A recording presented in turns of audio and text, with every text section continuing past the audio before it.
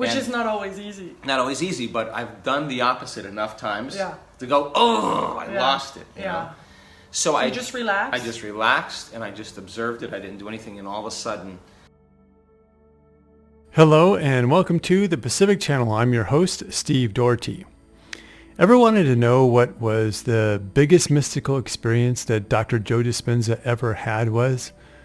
Ever wanted to know more about how to have a transcendental moment where your inner world starts becoming more real than your outer one? And have you ever wondered why having a near-death experience helps those who have had it to live their best life now? In this audio clip, a woman asked Dr. Joe several intriguing questions that push the boundaries of our 3D reality and give us clues as to how to live our best lives now. You see, when he talks about having a mystical experience, he's also talking about how to heal yourself of any disease and how to manifest anything you want. It's all the same thing. In other words, if you have problems in your life, the mystical experience is a physical, transcendental experience too. He doesn't really talk about it in this audio clip, but he says all the time that many in his community have gotten a body upgrade to the point where someone with stage 4 cancer suddenly has no traceable cancer left, or someone with muscular dystrophy suddenly has all symptoms gone, or someone who is even blind is suddenly able to see. So the key for all of this is to figure out how to do it. According to Dr. Joe in other videos, you must get your brain and heart into coherence and allow yourself to simmer in meditation while in a state of love, appreciation, or gratitude. And when you are in this state of mind long enough, you'll be drawn into a state of mind where your brain goes into gamma brainwave states, and you'll have that instant, powerful, blissful, mystical, transformational moment too. If you haven't gotten it to work yet, don't worry. This form of energy healing takes time and is slow. It has taken some a year or two or so. But please note that when you first start changing your energy, when you change your energy field can be perfect, but you may still have a diagnosis by your doctor that doesn't show any change yet. The key is to realize that your non-physical energy field is what manifests your physical field, but it takes some time. It takes some time for it to show up in your physical body, right? So don't give up hope. Be patient. Stay in the game. Meditate and know that your healing must come if you can believe it, and keep doing it regardless of any diagnosis and regardless of any current reality conditions. Let's listen to Dr. Joe discuss all of this now, and then we'll discuss it further. I'm your host, Dr. Joe Dispenza. Let's begin. It's interesting mainly to get into the mystical part of this, because you are mystical. You've put some kind of, how could you say this, process to milk it all out, should I say, or to experience, to really connect with the field, connecting with the source, and live fully this life right now. So can you tell us, I was curious, to hear about what is for you one of the biggest mystical experiences you've ever had. Wow. They keep changing, for me. First of all, I believe that there are latent systems in the brain and body that have to be activated in order for us to have a lucid or mystical moment.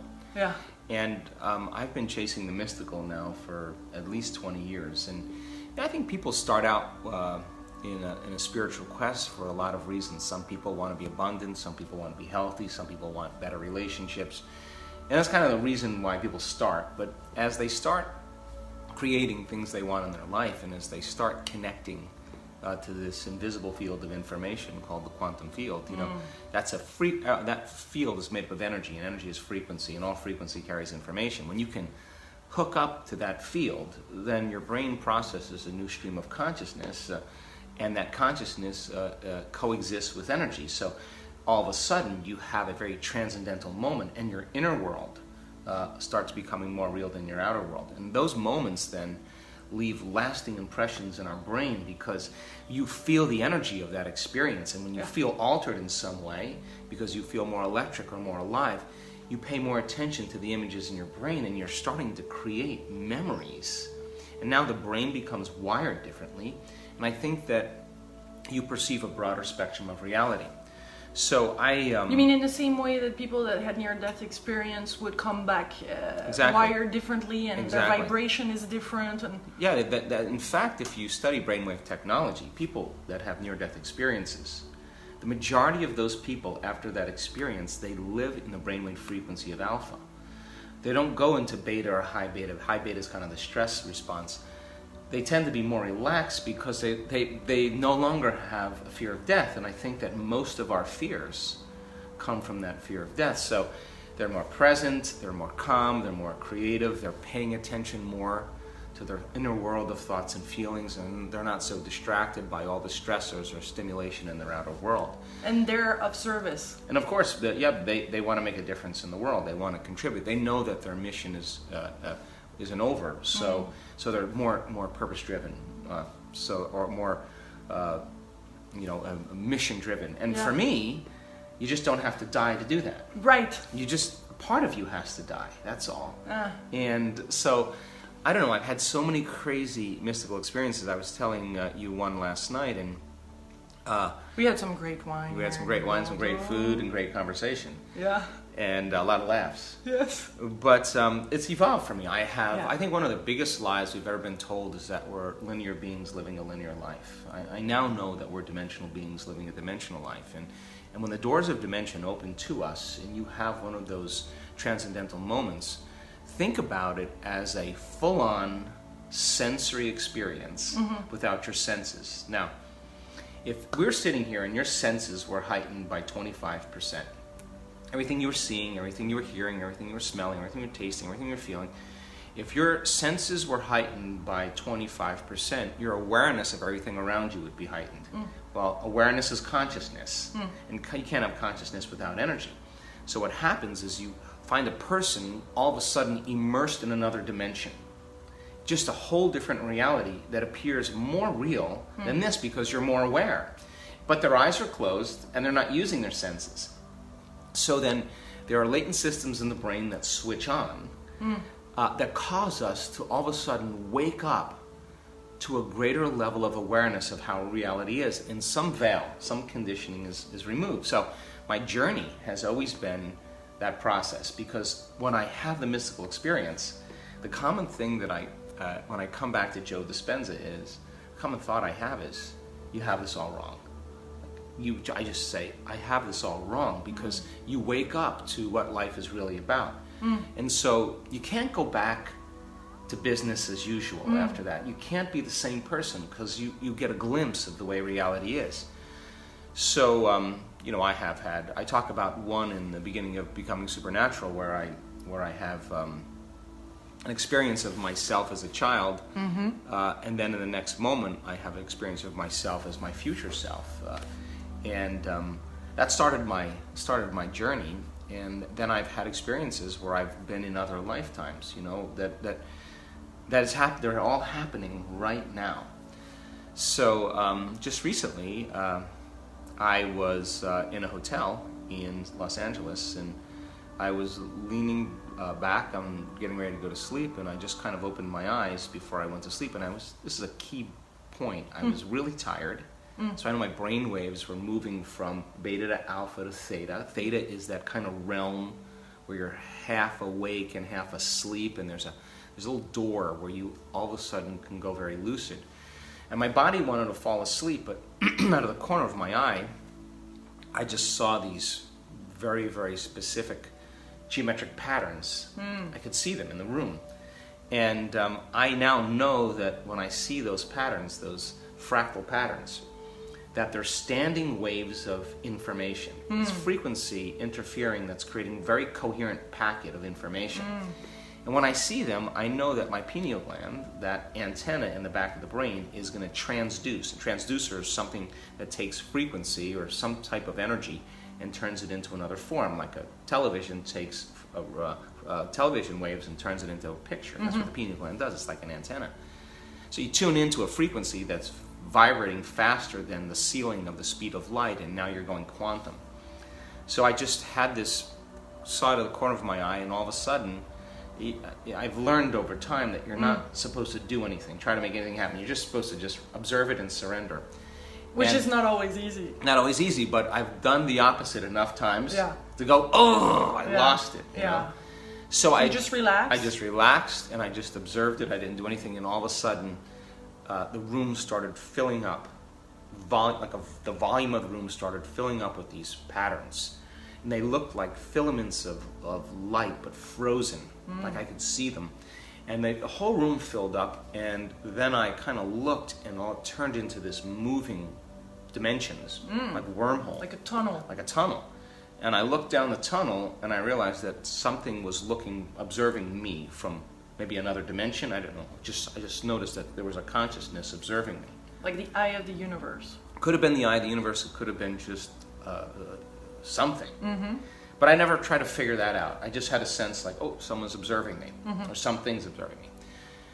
So I closed my eyes, and the next thing you know, that energy moves into my nervous system, and I just feel this incredible sense of love, like, oof, and not love like like you have love for your pet, or love for your partner, love for your kids. Powerful love. Like a very organized, super orderly level of energy that causes you to feel in every cell of your body this frequency that's very organized, that you can only call wholeness or love or oneness or immense gratitude.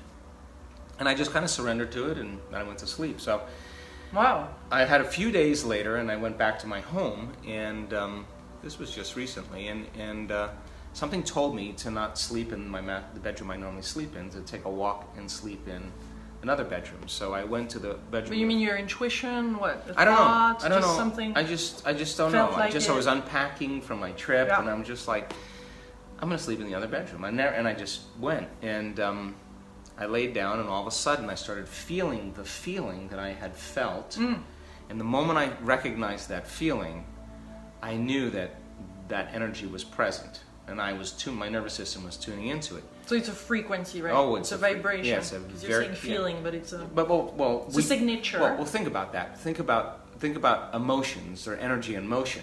More survival emotions like anger and pain and suffering and guilt and fear. They're slower vibrational energies, so we interpret them as chemical. But the higher ones are electric. So I was feeling this kind of electric, familiar energy, and I knew it was. I could describe it as an emotion, but if I were to describe it as an emotion, it would be like awe or incredible love, like ecstasy. But I was not trying to make it happen. I just was kind of feeling it. So the moment I felt that feeling, I was associating it with those patterns, and with my eyes closed, I started to see those patterns like in the infinite void that when we sleep, we close our eyes and we see blackness, and they were kind of taking place, and I surrendered to them, and all of a sudden I was standing on the stage. We were doing a week-long event in Berlin for a big audience that was taking place in about a week, and I was standing on the stage delivering a teaching. And at the same time that I was standing on the stage delivering the teaching, I was observing myself. And I realized that I was observing myself from one of those wormholes. And I realized that maybe it was me observing me all along when I looked down the initial wormhole. And at the same exact time that I was delivering the teaching in real time, observing myself from another dimension, I was laying in bed, and I was semi-awake, and I was creating the lecture from my bed. So I was experiencing three aspects of me all at once at the same time. So fast forward to the event. That could be disturbing. It could be, but I don't really. I think it could be, because some people have those moments, and if they're healthy, well-balanced people, the experience you integrate over time into your neurological network. I wasn't afraid. I just was like, wow, I'm more than just local Joe Dispenza. that we exist as an awareness in many spaces and many times. And I think that's when we get closer to that greater level of oneness. Oneness means there's no separation, right? So time becomes an illusion as well, because time is separation between 2 points of consciousness. So when someone like that, when someone has an experience like that that's healthy and well integrated, they integrate that. If you are having them too often, that could be almost like a psychosis, like a schizophrenia, because you can't function. You can't function in your world. So Dr. Joe said he was able to see himself in 3 different realities at once, and he wasn't even on any psychedelics that we know of. Kidding. Now that's pretty trippy. But what is even trippier is that there is a lot of evidence that we are living in multi-dimensions at the same time. Scientists who aren't even into any of this woo-woo stuff believe that we could all be living in a big simulation. And many different spiritual teachings believe that this isn't the real world, that we are living in an illusion. If we look at the common denominator of different teachings, we find a similar description of reality. 5D is a quantum physicist's way of describing the non-physical world of frequency and vibration. This is where our higher selves or inner beings or spirit or souls exist, right? When you think of it from that perspective, it all makes sense. I think that when a person gets to Dr. Joe's level of reality, he already has it mastered as far as healing his body and being able to manifest whatever he wants. Now he just wants that mystical experience to raise his vibration even more to a new level of existence where he feels even more whole than he normally does and even more love than he normally does. The point is that there is an infinite level for us to reach. All of us are growing and expanding, even regardless if we want to or not. Desiring to be someone better is as natural as breathing and being a biological entity. Even the one-cell amoeba has a desire for more. So rather than squelch your desire for better and for more, embellish it. The other thing that Dr. Joe and the host talked about was how people who have near-death experiences come back more calm than ever. They live in the calm alpha brainwave state of mind instead of the stressed out beta brainwave state. This happens because they no longer fear death. Isn't it interesting that when you no longer fear death, you can have a much better experience in this reality? Because when you no longer fear death, you can then truly live. If you like this video, please click the like button. And if you haven't already, please subscribe as well. Our channel's goal is to make it to at least 100,000 subscribers so that we can improve the content to offer you more things. Please share this video with 5 of your friends and comment. Also, we are now offering group healing sessions. Right now, it's very inexpensive and we don't know how long we can keep this sale going. But if you sign up now, you'll be grandfathered in and your price will never change if you don't cancel. Please check the date and time in the description below along with how to register for it. And now I'd like to give a shout out to Fiona Ross Munro from Queensland, Australia. Fiona, if you're feeling stressed out and anxious, EFT is an amazing tool for that. I hope you can make it to one of our group coaching sessions. I can work with you and the group too to help clear out all of that stress. That's the end of this video. If you have any questions, please ask them below and I'll do my best to answer them. Sorry if it takes me a few days now. It's getting harder and harder to keep up with all the comments. Also, please feel free to leave a comment about what you think about this video. Thanks for watching and I'll see you in the next one.